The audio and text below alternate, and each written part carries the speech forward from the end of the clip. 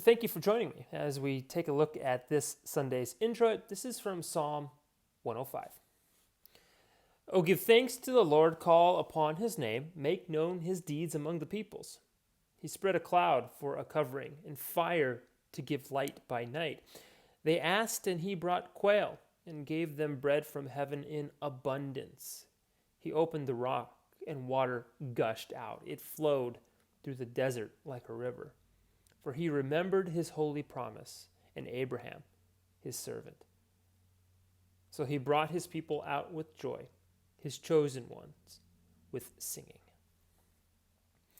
Now, what strikes me about this psalm is that this is a reminder of the actions that God took as he led his people out of slavery in Egypt. Now, history is a wonderful thing, and it's something that we should not shy away from. History can be seen as boring. It can be seen as a throwaway subject. And I can't tell you how many times I've heard of a school who lacked a history teacher fill that position with a coach. Now, full disclosure, I minored in history in college. And in seminary, my elective focus was church history. I am a little biased when it comes to history and the importance of knowing it. Now, today, I am well aware that there is a huge debate over tense historical realities in this country.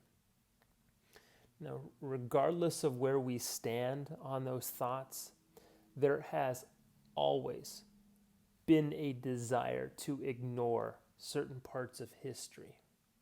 And that's because history can be messy and it can stand in the way of an agenda. In the ancient world, a common practice when a city was conquered was the conquering nation would try to do their best to erase the history of the city. And they did so in order to strip any identity that they had. History has a way of anchoring us to identity. And a challenge that has always existed is to ignore or erase history because there are some unsavory parts in it, instead of confronting it and dealing with it. However, when it comes to our history as the church, I think it's helpful to focus on the history of how God was there for the people. And this is what this psalm does. It's a reminder of the actions of God in the lives of his people, and it goes through history.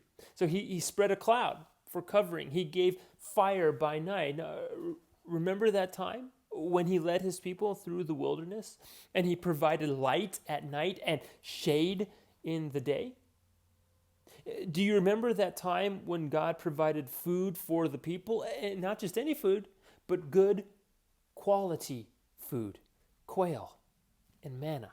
So much that it was abundant. There was no question as to the amount or if anyone would go without.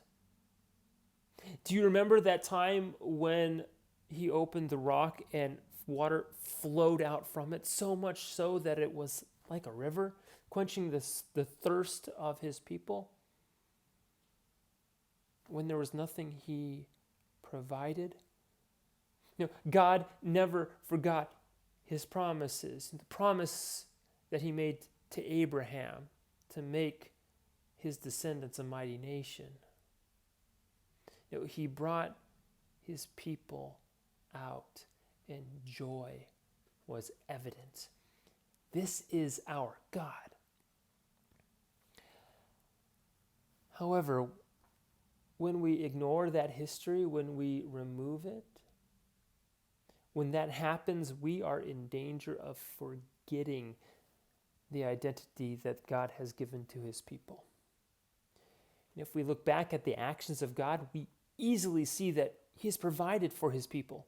And if he's done that then, he'll do this for us now. And ultimately, this history of the people of God is our history too.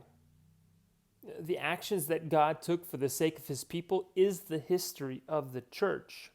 And this history has been handed down since the creation of all that is. And yeah, there are some unsavory parts of our history.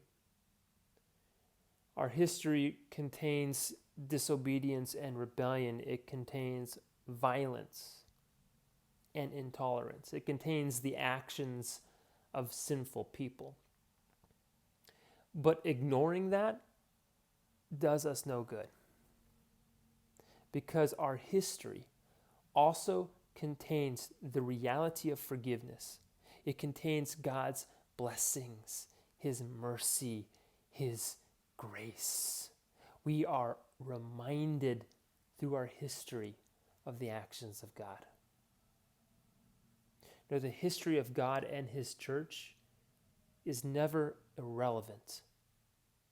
The history of God and his church reminds us to this day of God's greatness and his grace. Thank you for joining me.